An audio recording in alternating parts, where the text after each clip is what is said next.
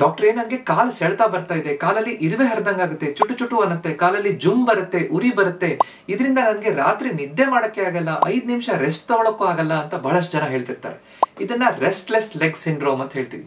ಲಕ್ಷಾಂತರ ಜನ ಪ್ರಪಂಚದಾದ್ಯಂತ ಈ ಸಮಸ್ಯೆಯಿಂದ ಬಳಲ್ತಾ ಇದ್ದಾರೆ. ಅದರಿಂದ ನಮಗೆ ರಾತ್ರಿ ಹೊತ್ತು ಸ್ವಲ್ಪ ಹೊತ್ತು ನಮ್ಮ ದೇಹಕ್ಕೆ ವಿಶ್ರಾಂತಿ ಕೊಡೋಕೆ ಆಗದೆ ಇರುವಂತಹ ಪರಿಸ್ಥಿತಿ ಇದ್ದಾಗ ನಮ್ಮ ಇಡೀ ದಿನಚರಿನೇ ಹಾಳಾಗಿ ಹೋಗ್ಬಿಡುತ್ತೆ. ಅವಾಗ ಅದನ್ನ ಸರಿಪಡಿಸ್ಕೊಳ್ಳುವಂತಹದನ್ನ ಸರಿಯಾಗಿ ಕಲ್ತ್ಕೊಂಡ್ರೆ ನಾವು ಚೆನ್ನಾಗಿ ನಿದ್ದೆ ಮಾಡ್ಬೋದು. ಈ ಕಾಲು ಸೆಳೆತದಿಂದ ನಾವು ಹೊರಗಡೆ ಬರ್ಬೋದು. ಕೆಲವೊಂದು ಬದಲಾವಣೆಗಳು, ಟೀ ಕಾಫಿ ಕುಡಿಯೋದನ್ನ ಕಡಿಮೆ ಮಾಡೋದ್ರಿಂದ, ದಪ್ಪ ಬ್ಲಾಂಕೆಟ್ ಹಾಕೋದ್ರಿಂದ, ಕಾಲನ್ನ ಮಸಾಜ್ ಮಾಡೋದ್ರಿಂದ, ಕೆಲವೊಂದು ವ್ಯಾಯಾಮಗಳನ್ನು ಮಾಡೋದ್ರಿಂದ, ಕೆಲವೊಂದು ಆಹಾರದಲ್ಲಿ ಬದಲಾವಣೆ ಮಾಡೋದ್ರಿಂದ ಈ ಕಾಲು ಸೆಳೆತದಿಂದ ನಾವು ಹೊರಗಡೆ ಬರ್ಬೋದು ಅಂದ್ರೆ ನಮ್ಗೆ ಆಶ್ಚರ್ಯ ಆಗುತ್ತಲ್ಲ. ಏನಿದು ಈ ರೆಸ್ಟ್ಲೆಸ್ ಲೆಗ್ ಸಿಂಡ್ರೋಮ್, ಇದಕ್ಕೆ ಮನೆಮದ್ದುಗಳು ಏನು ಅನ್ನೋದನ್ನ ಅರ್ಥ ಮಾಡ್ಕೊಳ್ಳೋಣ. ನಮಸ್ಕಾರ, ನಾನು ನಿಮ್ಮ orthopaedic surgeon doctor Kishan Bhagwat.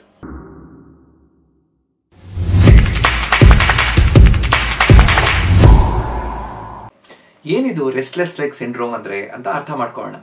ಇದು ಒಂದು ನರದ ಸಮಸ್ಯೆ. ಇದರಲ್ಲಿ ಕಾಲನ್ನ ನಾವು ಒಂದೇ ಕಡೆ ಇಟ್ಕೊಂಡು ನಮಗೆ ರೆಸ್ಟ್ ಮಾಡಕ್ಕೆ ಆಗೋದೇ ಇಲ್ಲ. ಅದಕ್ಕೆ ರೆಸ್ಟ್ಲೆಸ್ ಸಿಂಡ್ರೋಮ್ ಅಂತ ಹೇಳ್ತೀವಿ, ರೆಸ್ಟ್ಲೆಸ್ ಲೆಗ್ ಸಿಂಡ್ರೋಮ್ ಅಂತ. ಅಂದ್ರೆ ನಾವು ಬೆಳಗ್ಗಿಂದ ಸಂಜೆ ತನಕ ಕೆಲಸ ಮಾಡ್ತೀವಿ, ನಂತರ ಸಂಜೆ ಬಂದು ಕೂತ್ಕೊಂಡ ನಂತರ, ಸಂಜೆ ನಂತರ ಅಥವಾ ರಾತ್ರಿ ಮಲ್ಕೊಂಡ ನಂತರ ಕಾಲನ್ನ ಒಂದ್ ಕಡೆ ಇಟ್ಕೊಳ್ಳೋಕೆ ಆಗೋದಿಲ್ಲ. ಇಟ್ಕೊಂಡ ತಕ್ಷಣ ಕಾಲಲ್ಲಿ ಒಂಥರ ತುರ್ಕೆ ಬರುವಂತಹದ್ದು, ಉರಿ ಬರುವಂತಹದ್ದು, ಸೆಳೆತ ಬರೋದು, ಚುಟು ಚುಟು ಚುಟು ಅಂತ ಇರುವೆ ಹರಿದಂಗ ಆಗೋದು. ಕಾಲಲ್ಲಿ ಒಂದ್ ಕಡೆ ಇಟ್ಕೊಂಡು ಮೂವ್ಮೆಂಟ್ ಮಾಡಿದಾಗ ಸ್ವಲ್ಪ ಸಮಾಧಾನ ಆಗುತ್ತೆ, ಮತ್ತೆ ಸ್ವಲ್ಪ ಹೊತ್ತು ಇಟ್ಕೊಂಡ ತಕ್ಷಣ ಮತ್ತೆ ಅದೇ ರೀತಿ ಭಾವನೆ ಬರೋದು. ಅದಕ್ಕೆ ಕಾಲನ್ನ ಆ ಕಡೆಯಿಂದ ಈ ಕಡೆ, ಈ ಕಡೆಯಿಂದ ಆ ಕಡೆ ಮಾಡ್ತಾ ಇರ್ಬೇಕು.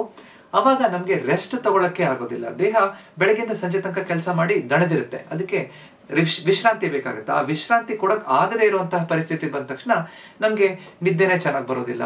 ನಿದ್ದೆ ಬಂದ್ರೂ ಕೂಡ ಅದು ಒಳ್ಳೆ ಕ್ವಾಲಿಟಿ ನಿದ್ದೆ ಆಗೋದಿಲ್ಲ. ಮಾರನೇ ದಿನ ನಾವು ಚೆನ್ನಾಗಿ ಕೆಲಸ ಮಾಡಕ್ ಆಗೋದಿಲ್ಲ. ಯಾವಾಗ್ಲೂ ಸುಸ್ತು, ಯಾವಾಗ್ಲೂ ಬೇಜಾರು ಬರುವಂತಹ ಸಾಧ್ಯತೆ. ತುಂಬಾ ದಿನದಿಂದ ಈ ತರ ಸಮಸ್ಯೆ ಆಯ್ತು ಅಂದ ತಕ್ಷಣ ನಮ್ಗೆ ಖಿನ್ನತೆ ಆಗೋದು, ಯಾವಾಗ್ಲೂ ಸಿಟ್ಟು ಬರುವಂತಹದ್ದು, ಈ ರೀತಿ ತೊಂದರೆಗಳು ಶುರುವಾಗ್ತಾ ಬರುತ್ತೆ. ಆದ್ರಿಂದ ರೆಸ್ಟ್ಲೆಸ್ ಲೆಗ್ ಸಿಂಡ್ರೋಮ್ ಯಾರಿಗಿದೆ ಅಂತ ಸರಿಯಾಗಿ ಅರ್ಥ ಮಾಡ್ಕೊಂಡು ಅದನ್ನ ಪರಿಹಾರ ಪಡ್ಕೊಳ್ಳುವಂತಹದ್ದು, ಅದಕ್ಕೆ ಸರಿ ಮಾಡ್ಕೊಳ್ಳುವಂತಹದ್ದು ಬಹಳ ಮುಖ್ಯ. ಇದು ಯಾಕೆ ಬರುತ್ತೆ ಅಂತ ಕರೆಕ್ಟ್ ಆಗಿ ಅರ್ಥ ಮಾಡ್ಕೊಳ್ಳೋಣ. ರೆಸ್ಟ್ಲೆಸ್ ಲೆಗ್ ಸಿಂಡ್ರೋಮ್ ಅಲ್ಲಿ ಮುಖ್ಯವಾಗಿ 2 ವಿಧಗಳಿದೆ. ಪ್ರೈಮರಿ ರೆಸ್ಟ್ಲೆಸ್ ಲೆಗ್ಸ್ ಮತ್ತು ಸೆಕೆಂಡರಿ ರೆಸ್ಟ್ಲೆಸ್ ಲೆಗ್ ಸಿಂಡ್ರೋಮ್ ಅಂತ. ಪ್ರೈಮರಿ ಅಂತಂದ್ರೆ ಇದು ಮನೆತನಗಳಲ್ಲಿ ಬರುವಂತಹದ್ದು. ಇದಕ್ಕೆ ನಿರ್ದಿಷ್ಟವಾದ ಕಾರಣ ಏನು ಅಂತ ನಮ್ಗೆ ಕಂಡುಹಿಡಿಯಕ್ ಆಗೋದಿಲ್ಲ. ಮನೆತನಗಳಲ್ಲಿದೆ, ಇದನ್ನ ಗುರುತಿಸಿದ ತಕ್ಷಣ ಅದಕ್ಕೆ ಸರಿಯಾದ ಚಿಕಿತ್ಸೆಯನ್ನ ನಾವು ಕೊಡ್ಕೋಬೇಕು. ಆದ್ರೆ ಸೆಕೆಂಡರಿ ರೆಸ್ಟ್ಲೆಸ್ ಲೆಗ್ ಸಿಂಡ್ರೋಮ್ ಅಂದ್ರೆ ಯಾವುದೋ ಕಾರಣದಿಂದ ಬರ್ತಾ ಇರುವಂತಹ ಈ ಸಮಸ್ಯೆಯನ್ನ ನಾವು ಗುರುತಿಸಿದ್ರೆ ಬಹಳ ಚೆನ್ನಾಗಿ ಅದನ್ನ ನಾವು ಟ್ರೀಟ್ಮೆಂಟ್ ಕೊಡ್ಲಿಕ್ಕೆ, ಅದರಿಂದ ಹೊರಗಡೆ ಬರ್ಲಿಕ್ಕೆ, ಚೆನ್ನಾಗಿ ನಿದ್ದೆ ಮಾಡ್ಲಿಕ್ಕೆ, ನಮ್ಮ ಆರೋಗ್ಯದಲ್ಲಿ ಸುಧಾರಣೆ ತರಲಿಕ್ಕೆ ಅನುಕೂಲ ಆಗುತ್ತೆ.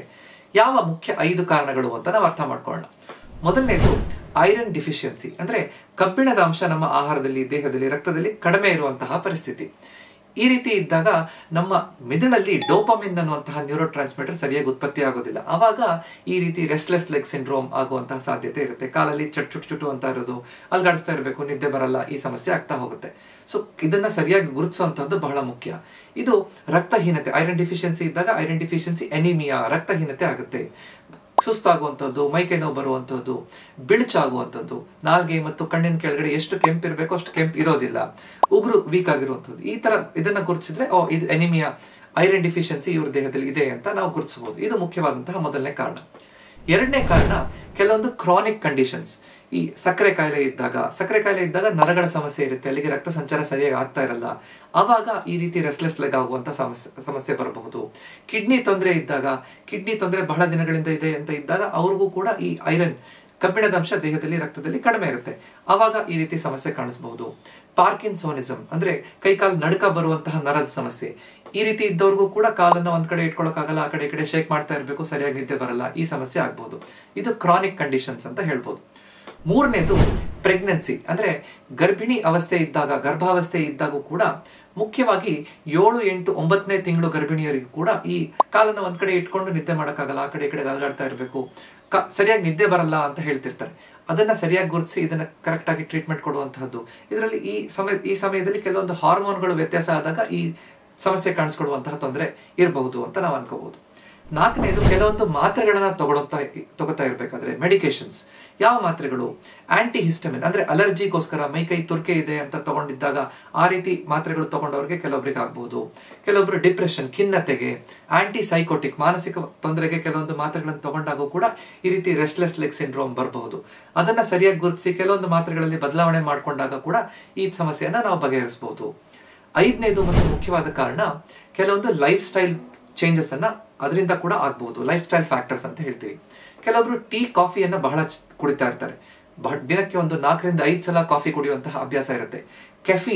ಈ ಕೆಫೀನ್ ಬಹಳ ಜಾಸ್ತಿ ಉಪಯೋಗಿಸೋದ್ರಿಂದ, ಟೀ ಕಾಫಿಯಲ್ಲಿ ಇರುವಂತಹ ಕೆಫೀನ್ ನಮ್ಮ ರಕ್ತದಲ್ಲಿ ಹೋದ ತಕ್ಷಣ ಕೆಲವೊಬ್ಬರಿಗೆ ಈ ರೀತಿ ರೆಸ್ಟ್ಲೆಸ್ ಲೆಗ್ ಸಿಂಡ್ರೋಮ್ ಕೊಡುವಂತಹ ತೊಂದರೆ ಬರುವಂತಹ ಸಾಧ್ಯತೆ ಇರುತ್ತೆ. ಸೊ ಕಾಫಿ ಜಾಸ್ತಿ ಕುಡಿಯುವಂತಹದ್ರಿಂದ ಕೆಲವೊಬ್ಬರಿಗೆ ಈ ತೊಂದರೆ ಬರಬಹುದು.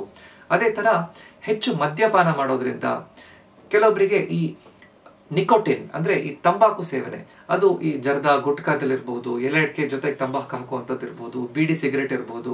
ತಂಬಾಕು ಯಾವುದೇ ಫಾರ್ಮ್ ಅಲ್ಲಿ ಇದ್ರೂ ಕೂಡ, ಯಾವುದೇ ರೂಪದಲ್ಲಿ ಇದ್ರೂ ಕೂಡ ಅದನ್ನ ಸೇವನೆ ಮಾಡೋದ್ರಿಂದನೂ ಕೂಡ ನರಗಳಿಗೆ ಸಮಸ್ಯೆ ಆಗಿ ಈ ತರ ಕೈಕಾಲು ಸೆಳೆತ ಬರೋದು, ರಾತ್ರಿ ನಿದ್ದೆ ಬರಲ್ಲ, ಚುಟು ಅಂತ ಇರೋದು, ಇದರಿಂದ ಕ್ರಾನಿಕ್ ಆಗಿ ಪ್ರಾಬ್ಲಮ್ ಬರುವಂತಹ ಸಾಧ್ಯತೆ ಇರಬಹುದು. ಮುಖ್ಯವಾಗಿ ಅದ್ರ ಜೊತೆಗೆ ನಾವು ಯಾರು ಎಕ್ಸರ್ಸೈಸ್ ಮಾಡೋದಿಲ್ಲ, ಸೆಡೆಂಟರಿ ಲೈಫ್ ಸ್ಟೈಲ್ ಅಂತ, ಅದು ತುಂಬಾ ಹೊತ್ತು ಕೂತ್ಕೊಂಡೇ ಇರುವಂತಹ ವ್ಯಕ್ತಿಗಳಿಗೂ ಕೂಡ ರಕ್ತ ಸಂಚಾರ ಕಾಲಿಗೆ ಸರಿ ಆಗದೆ ಅಲ್ಲಿ ನರಗಳಿಗೆ ಸಮಸ್ಯೆ ಆಗಿ ಈ ತರ ರೆಸ್ಟ್ಲೆಸ್ ಲೆಗ್ ಸಿಂಡ್ರೋಮ್ ಒಂದು ನಿದ್ದೆ ಚೆನ್ನಾಗಿ ಬರಲ್ಲ ಅಂತ ಸಮಸ್ಯೆ ಇರ್ಬೋದು. ಸೊ ಈ ಎಲ್ಲ ಕಾರಣಗಳನ್ನ ಸರಿಯಾಗಿ ಅರ್ಥ ಮಾಡ್ಕೊಂಡ್ರೆ ಅದನ್ನ ಹೇಗೆ ಬಗೆಹರಿಸಬಹುದು ಅಂತ ನಾವು ನೋಡ್ತಾ ಹೋಗ್ಬೋದು. ಈ ರೆಸ್ಟ್ಲೆಸ್ ಲೆಗ್ ಸಿಂಡ್ರೋಮ್ ಅನ್ನ ನಾವು ಬೇರೆ ಸಮಸ್ಯೆಗಳ ಜೊತೆ ಕನ್ಫ್ಯೂಸ್ ಮಾಡ್ಕೋಬಾರ್ದು. ಕಾಲಲ್ಲಿ ಪೆರಿಫೆರಲ್ ನ್ಯೂರೋಪತಿ, ನರಗಳಲ್ಲಿ ಉರಿ ಬರೋದು, ಪಾದದಲ್ಲಿ ಬೆಂಕಿ ಹತ್ತಿದಂಗೆ ಚುಚ್ಚದಂಗೆ ಆಗುವಂತಹ ಸಮಸ್ಯೆ, ಅಥವಾ ಕಾಫ್ ಕ್ರಾಂಪ್ಸ್ ಅಂದ್ರೆ ಕಾಲಲ್ಲಿ ಸ್ನಾಯು ಹಿಡಿತ, ರಾತ್ರಿ ಹೊತ್ತು 1-2 ನಿಮಿಷ ಸಡನ್ ಆಗಿ ಮಾಂಸಖಂಡ ಹಿಡ್ಕೊಂಡ್ಬಿಡುತ್ತೆ, ಅದೇ ಬೇರೆ ಸಮಸ್ಯೆ. ವೆರಿಕೋಸ್ ವೇನ್ಸ್, ಕಾಲಲ್ಲಿ ಉಬ್ಬಿರುವಂತಹ ರಕ್ತನಾಳ ತುಂಬಾ ಹೊತ್ತು ನಿಂತ್ಕೊಂಡಾಗ ಕಾಲಲ್ಲಿ ಸೆಳೆತ ಬರುತ್ತೆ, ಅದೇ ಬೇರೆ ತೊಂದರೆ. ಅಥವಾ ಸೊಂಟದಿಂದ ಕಾಲಿಗೆ ಬರುವಂತಹ ಸೆಳೆತ, ಸಯಾಟಿಕಾ, ಡಿಸ್ಕ್ ಸಮಸ್ಯೆ ಇದ್ದಾಗ ಕಾಲಲ್ಲಿ ತೊಂದರೆ ಬರುವಂತಹದ್ದು, ಅಥವಾ ಆರ್ಥರೈಟಿಸ್, ಕೀಲಲ್ಲಿ ನೋವು ಬರುವಂತಹದ್ದು, ಇದೆಲ್ಲ ಬೇರೆ ಸಮಸ್ಯೆ. ಈ ತೊಂದರೆಗಳನ್ನ ನಾವು ರೆಸ್ಟ್ಲೆಸ್ ಲೆಗ್ ಸಿಂಡ್ರೋಮ್ ಜೊತೆ ಕನ್ಫ್ಯೂಸ್ ಮಾಡ್ಕೋಬಾರ್ದು, ಅದನ್ನ ಸರಿಯಾಗಿ ಅರ್ಥ ಮಾಡ್ಕೋಬೇಕು. ಈ ರೆಸ್ಟ್ಲೆಸ್ ಲೆಗ್ ಸಿಂಡ್ರೋಮ್ಗೆ ಚಿಕಿತ್ಸೆ ಏನು, ಮನೆಮದ್ದುಗಳೇನು ಅಂತ ಸರಿಯಾಗಿ ಅರ್ಥ ಮಾಡ್ಕೋತಾ ಹೋಗೋಣ. ಆಹಾರದಲ್ಲಿ ನಾವು ಕೆಲವೊಂದು ಬದಲಾವಣೆಗಳನ್ನು ಮಾಡಬೇಕು. ಐರನ್ ಹೆಚ್ಚಿರುವಂತಹ, ಕಬ್ಬಿಣದಂಶ ಹೆಚ್ಚಿರುವಂತಹ ಆಹಾರವನ್ನು ತಗೋಬೇಕು. ಇದು ಯಾವ್ದ್ರಲ್ಲಿರುತ್ತೆ ಅಂದ್ರೆ ಹೆಚ್ಚು ಸೊಪ್ಪಿನ ಎಲ್ಲಾ ಪದಾರ್ಥಗಳಲ್ಲೂ, ಸೊಪ್ಪು ತರಕಾರಿಗಳಲ್ಲಿ, ಹಸಿರು ಸೊಪ್ಪುಗಳಲ್ಲಿ ಐರನ್ ಹೆಚ್ಚಿರುತ್ತೆ. ಕಬ್ಬಿಣದ ಅಂಶ ಹೆಚ್ಚಿರುವಂತಹದ್ದು ಬೆಲ್ಲದಲ್ಲೂ ಕೂಡ ಇರುತ್ತೆ. ಸೊ ಇದ್ರ ಬಗ್ಗೆ ಐರನ್ ಡಿಫಿಷಿಯನ್ಸಿ ಯಾಕಾಗುತ್ತೆ, ಹೇಗೆ ಇದನ್ನು ಸರಿಪಡಿಸ್ಕೋಬೇಕು ಅನ್ನೋದ್ರ ಬಗ್ಗೆ ಡೀಟೇಲ್ಡ್ ಆಗಿ ನಾನೊಂದು ವಿಡಿಯೋ ಮಾಡಿದ್ದೀನಿ. ಐರನ್ ಡಿಫಿಷಿಯನ್ಸಿ ಅನಿಮಿಯಾ, ಹಿಮೋಗ್ಲೋಬಿನ್ ಕಡಿಮೆ ಯಾಕಾಗುತ್ತೆ ಅಂತ, ಅದರಲ್ಲಿ ಡೀಟೇಲ್ಸ್ಗೋಸ್ಕರ ನೀವು ನೋಡಬಹುದು. ಅದ್ರ ಜೊತೆ ಮೆಗ್ನೀಷಿಯಂ ಹೆಚ್ಚಿರುವಂತಹ ಆಹಾರವನ್ನು ತಾವು ತಗೋಬೇಕು. ಮೆಗ್ನೀಷಿಯಂ ಹೆಚ್ಚಿದ್ದ ತಕ್ಷಣ ಮಾಂಸಖಂಡಗಳು ಬೇಗ ಆರಾಮಾಗಿ ರಿಲ್ಯಾಕ್ಸ್ ಆಗುತ್ತೆ, ಒಳಗಡೆ ಆ ನರದ ಸಂಚಾರ, ನರದ ಕೆಲಸ ಚೆನ್ನಾಗಿ ಆಗ್ತಾ ಹೋಗುತ್ತೆ. ಮೆಗ್ನೀಷಿಯಂ ಹೆಚ್ಚು ನಮ್ಮ ಬಾಳೆಹಣ್ಣಲ್ಲಿ ಚೆನ್ನಾಗಿ ಸಿಗುತ್ತೆ. ಹೆಚ್ಚು ನಟ್ಸ್ ಅಂಡ್ ಸೀಡ್ಸ್ ಅಂತ ಹೇಳ್ತೀವಿ, ಅಂದ್ರೆ ಡ್ರೈ ಫ್ರೂಟ್ಸ್ಗಳಲ್ಲಿ ಮತ್ತು ಬೀಜಗಳಲ್ಲಿ, ಕೆಲವೊಂದಿಷ್ಟು ಬೀಜಗಳಲ್ಲಿ ಅದನ್ನ ಸರಿಯಾಗಿ ನಮ್ಮ ಪ್ರತಿನಿತ್ಯ ಆಹಾರದಲ್ಲಿ ತಗೊಳ್ಳುವಂತಹ ಅಭ್ಯಾಸವನ್ನ ನಾವು ಮಾಡ್ಕೋಬೇಕು. ಟೀ ಕಾಫಿ ಕುಡಿಯೋದನ್ನ ಕಡಿಮೆ ಮಾಡೋದ್ರಿಂದನೂ ಕೂಡ ಬಹಳ ಚೆನ್ನಾಗಿ ಈ ರೆಸ್ಟ್ಲೆಸ್ ಲೆಗ್ ಸಿಂಡ್ರೋಮ್ ಇಂದ ಹೊರಗಡೆ ಬರ್ಬೋದು.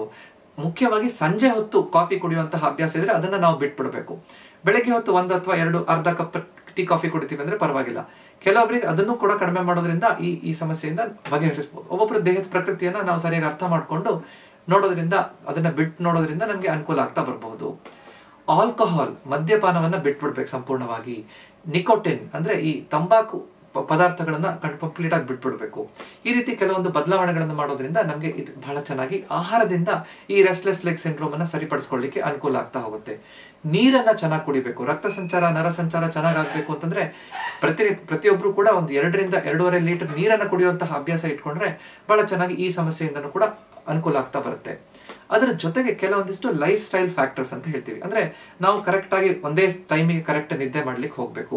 ನಿದ್ದೆ ಮಾಡೋಕ್ಕಿಂತ ಸ್ವಲ್ಪ ಮುಂಚೆ ತುಂಬಾ ವ್ಯಾಯಾಮ ಮಾಡುವಂಥದ್ದು, ತುಂಬಾ ವಾಕಿಂಗ್ ಮಾಡುವಂಥದ್ದು, ತುಂಬಾ ವೇಟ್ಸ್ ಎತ್ತಿ ನಮ್ಮ ದೇಹಕ್ಕೆ ಸುಸ್ತು ಕೊಡುವಂತಹ ಕೆಲಸವನ್ನ ನಾವು ಮಾಡಬಾರ್ದು.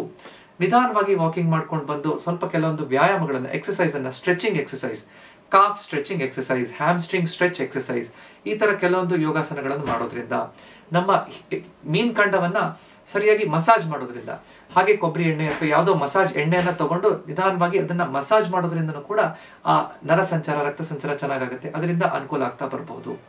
ಬಿಸಿ ನೀರಲ್ಲಿ ಸ್ವಲ್ಪ ಎಪ್ಸಮ್ ಸಾಲ್ಟ್ ಅಥವಾ ಕಲ್ಲುಪ್ಪನ್ನ ಹಾಕೊಂಡು ಮೊಣಕಾಲಿನ ತನಕ ಒಂದು ಉಗುರು ಬೆಚ್ಚಗಿರೋ ನೀರನ್ನ ಒಂದು ಬಕೆಟ್ ಅಲ್ಲಿ ತಗೊಂಡು ಉಪ್ಪು ಹಾಕೊಂಡು ಸಂಜೆ ಮಲ್ಕೊಳ್ಳೋಕ್ಕಿಂತ 10 ನಿಮಿಷ ಮುಂಚೆ 5 ನಿಮಿಷ ಈ ರೀತಿ ಇಟ್ಕೊಳ್ಳೋದ್ರಿಂದ ಅಲ್ಲಿರುವಂತಹ ಮಾಂಸಖಂಡಗಳು ರಿಲ್ಯಾಕ್ಸ್ ಆಗುತ್ತೆ, ಚೆನ್ನಾಗಿ ನಿದ್ದೆ ಬರುತ್ತೆ. ಕೆಲವೊಬ್ಬರಿಗೆ ದಪ್ಪ ಬ್ಲಾಂಕೆಟ್ ಅನ್ನ ಹಾಕೋದ್ರಿಂದ, ಅಂದ್ರೆ ಆ ಭಾಗನ ಸರಿಯಾಗಿ ಸ್ವಲ್ಪ ಒತ್ತು ಕೊಡೋದ್ರಿಂದ, ಸ್ವಲ್ಪ ತೂಕ ಹಾಕೋದ್ರಿಂದ ಆರಾಮಾಗಿ ಕಾಲುಗಳು ಸರಿಯಾಗಿ ರೆಸ್ಟ್ಲೆಸ್ ಆಗದೆ ಇರೋ ರೀತಿಯಲ್ಲಿ, ಅಂದ್ರೆ ಆ ಕಡೆ ಈ ಕಡೆ ಅಲ್ಗಾಡದೇ ಇರೋ ರೀತಿಯಲ್ಲಿ ಚೆನ್ನಾಗಿ ನಿದ್ದೆ ಮಾಡ್ಲಿಕ್ಕೆ ಅನುಕೂಲ ಆಗ್ತಾ ಬರುತ್ತೆ. ಸಂಜೆ ಹೊತ್ತಿಗೆ ಒಂದೇ ಟೈಮಿಗೆ ಮಲ್ಕೊಳ್ಳುವಂತಹ ಅಭ್ಯಾಸ ಇರಬೇಕು. ಅದ್ರ ಜೊತೆಗೆ ಮಲ್ಕೊಳ್ಳೋಕ್ಕಿಂತ 1 ಗಂಟೆ ಮುಂಚೆ ಆದರೂ ನಾವು ಸ್ಕ್ರೀನ್ಗಳಿಂದ ದೂರ ಇರಬೇಕು. ಅಂದರೆ ಮೊಬೈಲ್ ಬಳಸೋದು, ರಾತ್ರಿ ಮಲ್ಕೊಂಡಾಗ ಮಂಚದ ಮೇಲೆ ಮಲ್ಕೊಂಡು ಮೊಬೈಲ್ ನೋಡುವಂತಹದ್ದು ಬಹಳಷ್ಟು ಜನರಿಗೆ ಈ ಅಭ್ಯಾಸ ಇರುತ್ತೆ. ಆ ಥರ ಇದ್ದಾಗ ಟಿವಿ ನೋಡೋದು, ಕಂಪ್ಯೂಟರ್ ತುಂಬ ಹೊತ್ತು ರಾತ್ರಿ ಮಲ್ಕೊಳ್ಳೋಕ್ಕಿಂತ 1 ಗಂಟೆ ಮುಂಚೆ ಆದರೂ ಅದನ್ನು ಬಿಡೋದ್ರಿಂದ ನಮ್ಮ ಮನಸ್ಸು ರಿಲ್ಯಾಕ್ಸ್ ಆಗುತ್ತೆ, ಅದರಿಂದ ಚೆನ್ನಾಗಿ ಅನುಕೂಲ ಆಗುತ್ತೆ. ಈ ಪ್ರಾಣಾಯಾಮ ಮಾಡೋದು, ಧ್ಯಾನ ಮಾಡುವಂತಹದ್ದು, ರಿಲ್ಯಾಕ್ಸೇಷನ್, ಉಸಿರಾಟದ ಮೇಲೆ ನಿಧಾನವಾಗಿ ನಮ್ಮ ಗಮನವನ್ನ ಇಡುವಂತಹದ್ದು, ನಮ್ಮ ಪಾಸಿಟಿವ್ ಥಿಂಕಿಂಗ್, ಒಳ್ಳೆ ಸಕಾರಾತ್ಮಕ ಆಲೋಚನೆಗಳನ್ನ ಮಾಡುವಂಥದ್ದು, ಈ ರೀತಿ ಕೆಲವೊಂದು ಅಭ್ಯಾಸಗಳನ್ನ ನಾವು ಅನುಸರಿಸಿದ್ರೆ ಬಹಳ ಚೆನ್ನಾಗಿ ನಮ್ಮ ಮೈಂಡ್ ಬಾಡಿ ರಿಲ್ಯಾಕ್ಸ್ ಆಗಿ ಒಳ್ಳೆ ನಿದ್ದೆ ಮಾಡಲಿಕ್ಕೆ ಅನುಕೂಲ ಆಗುತ್ತೆ.